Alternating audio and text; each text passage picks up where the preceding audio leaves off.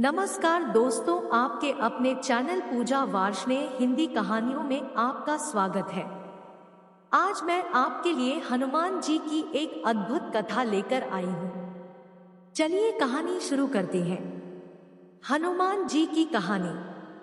राज्याभिषेक के अवसर पर धर्मविग्रह श्री राम ने मुनियों एवं ब्राह्मणों को नाना प्रकार के दान से संतुष्ट कर उनका आशीर्वाद प्राप्त किया।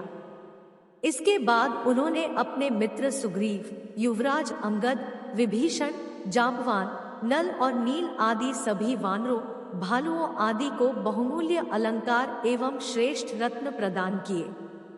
उसी समय भगवान श्री राम ने महारानी सीता को अनेक सुंदर वस्त्राभूषण अर्पित किया तथा एक सुंदर मुक्ताहार भी दिया।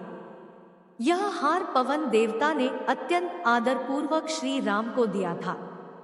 माता सीता ने देखा कि प्रभु श्री राम ने सबको बहुमूल्य उपहार दिया, परंतु पवन कुमार हनुमान को अब तक कुछ नहीं मिला। इस पर माता सीता ने प्रभु श्री राम के द्वारा प्राप्त दुर्लभ मुक्ताहार निकालकर हाथ में ले लिया।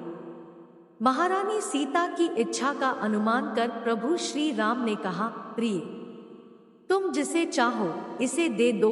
माता सीता ने वह बहुमूल्य मुक्ताहार श्री हनुमान के गले में डाल दिया।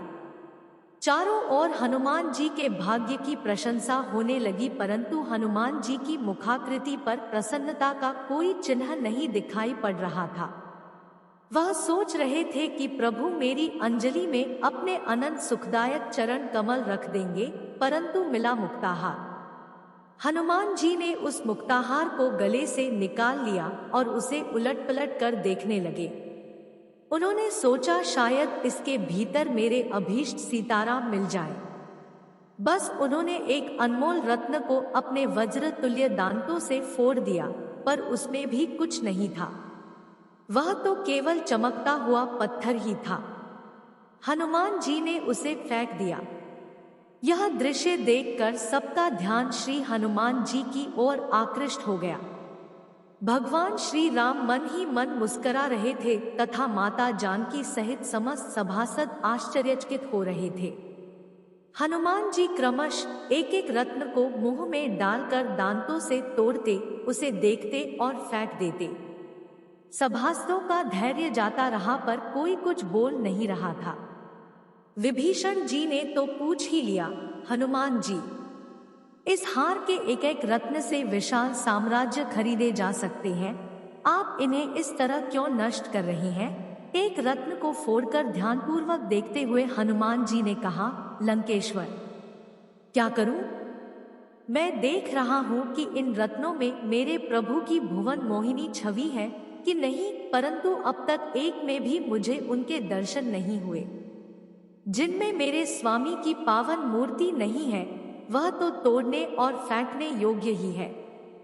विभीषण ने क्षुब्ध होकर पूछा, यदि इन अनमोल रत्नों में प्रभु की मूर्ति नहीं है, तो आपकी पहाड़ जैसी काया में है क्या? निश्चय ही है, हनुमान जी ने दृढ़ विश्वास के साथ कहा और अपने तीक्ष्ण नखों से अपने हृदय को फाड़ दिया। आश्चर्य, अत्यंत आश्चर्य। विभीषण ही नहीं, समस्त सभासदों ने देखा कि हनुमान जी के हृदय में भगवान श्री सीताराम की मनोहर मूर्ति विराज रही थी और उनके रोम रोम से राम नाम की ध्वनि हो रही थी। लंकेश्वर उनके चरणों में गिर पड़े। भक्तराज हनुमान की जय से राजदरबार गूंज उठा।